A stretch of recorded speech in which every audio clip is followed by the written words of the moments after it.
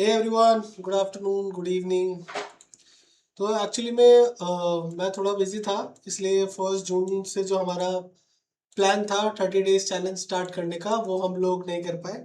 But I think कल से हम लोग स्टार्ट करते हैं, 2 जून से हम लोग स्टार्ट करते हैं अपना 30 डेज चैलेंज। ठीक है, उसके रूल्स मैं आपको एक बार और बता देता हूँ जो हम लोगों ने बताए थे। तो मैं ऑलरेडी आपके साथ ये ट्रेडिंग जर्नल शेयर कर चुका हूँ, जिसमें हम लोगों के रूल्स ऑलरेडी प्री डिफाइंड है कि आपका टोटल कैपिटल कितना है, आपका मैक्स लॉस पर डे का रिस्क कितना है, आपका मैक्सिमम टारगेट कितना है। ठीक है, तो ये सारी चीज़ आपको फॉलो करना है। और यहाँ पे रूल्स और लीड बोर्ड्स में देखूंगा, ये जो 3 इंपॉर्टेंट रूल्स है आपको फॉलो करने हैं। Maximum 3 days per day, maximum loss and maximum profit, and जो भी आप सेटअप पे ट्रेड ले रहे हो उस वो इसी पे लेना है, और उसके अलावा कोई रैंडम ट्रेड नहीं लेना है। ठीक है, ऑल तो मैंने आज ट्रेड किया था, आई थिंक मैंने थोड़ा सा यहाँ पे लूज भी गया, मेरा ऑलमोस्ट 9,000 का लॉस है। लेकिन मैंने सोचा है कि अभी वापस से स्टार्ट करते हैं। लेट मी सी कि मैं अगर एक लॉट से ट्रेड करता हूँ 30-40 दिन के लिए तो फिर क्या रिजल्ट होता है। तो मैं कल से एक लॉट से ही ट्रेड करूंगा, एंड मोस्टली जो मेरे ट्रेड्स होंगे वो एक लॉट से ऑप्शन सेलिंग के ही होंगे। तो मैं आप लोगों से भी बोलूंगा कि आप अगर प्लान कर रहे हो तो ट्राई करो कि आप 1 लॉट, 2 लॉट, 3 लॉट जितने भी कर रहे हो वो ऑप्शन सेलिंग ट्राई करो। बिकॉज ऑप्शन सेलिंग में क्या होता है, प्रोबेबिलिटी ऑफ विनिंग थोड़ी सी हाई होती है। ठीक है, उसमें आपको डीके का सामना नहीं करना पड़ता है। अगर आपका डायरेक्शन सही है तो आपके प्रॉफिट के चांसेस थोड़े से बढ़ जाते हैं कंपेयर टू बाइंग। ठीक है, not all the case, but हाँ 70% ऑफ द टाइम्स ऐसा होता है। और आज का भी जैसा ट्रेड था,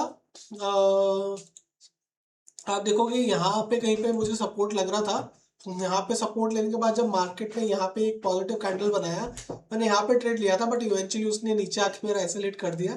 तो फिर मैंने अपना यहाँ पे लॉस ले लिया। बट अभी क्या करना है कि अभी मैं अपना कैपिटल बहुत सिग्निफिकेंटली रिड्यूस कर रहा हूँ, ताकि हम लोग देख पाए कि एक लॉट से हम लोग कितना और कैसे ट्रेड कर सकते हैं। प्रॉपर रूल्स, प्रॉपर डिसिप्लिन के साथ हम लोग फॉलो करेंगे, एंड देखते हैं कि कितना परसेंट रिटर्न्स हमारा निकलता है प्रॉपर डिसिप्लिन के साथ में।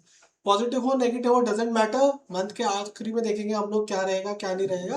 बट कल से हम अपनी स्टार्ट करते हैं। ठीक है, अब मैं आपको मोटा मोटा एनालिसिस बता देता हूँ।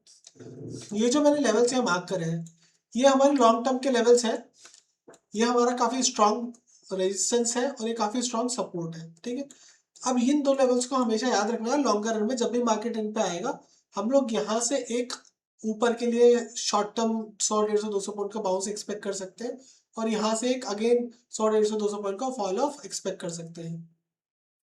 अब कल के लिए हम अपना ट्रेड प्लान बना लेते हैं। अगर आप देखोगे मार्केट यहाँ पे काफ़ी कंफ्यूजिंग जोन में है एक्चुअली में। तो मोटा मोटा अगर आप देखोगे तो जो बहुत बड़ा इसका जो जोन है, तो ये वाले जोन में ही ट्रेड कर रहा है मार्केट अभी। कभी ये फर्स्ट हाफ इस वाले जोन में आ जाता है, कभी ये सेकंड हाफ इस वाले जोन में आ जाता है, बट ये इन दोनों जोन्स के अंदर ही ट्रेड कर रहे हैं, है ना।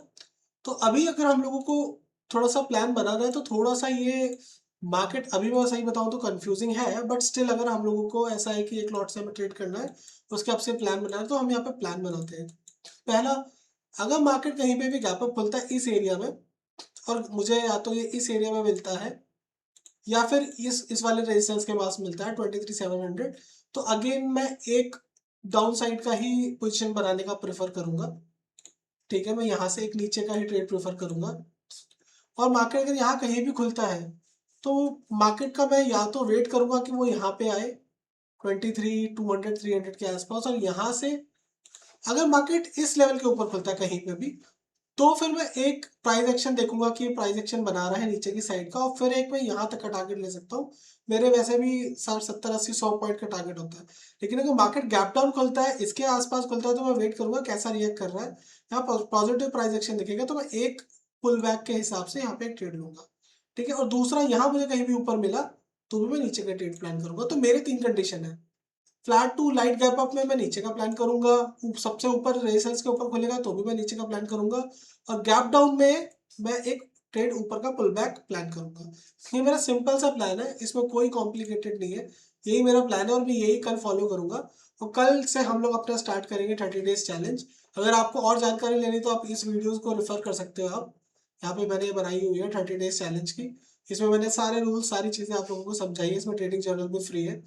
ठीक है, उसके अलावा let's let's start our challenge from tomorrow. ठीक है, कल से हम प्रॉपर फॉलो करते हैं कि देखते हैं क्या होता है एक्चुअली।